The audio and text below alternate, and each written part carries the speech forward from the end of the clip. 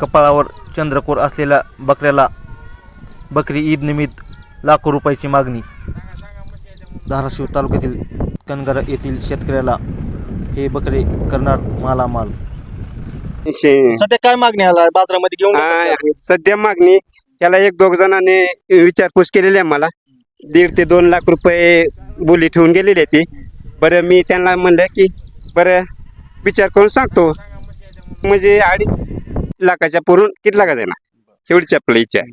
दुसरं काय नाही. आलेल्या पैशातून काय करणार आहात तुम्ही? आलेल्या पैशातून अजून काय 2 शेरड्या घेईन आणि त्याला जोडधंदा म्हणून मी व्यवसाय अजून ह्या द्यायचं पुढे विस्तार करीन, वाढवीन. तर हे होते कनगरातील शेतकरी.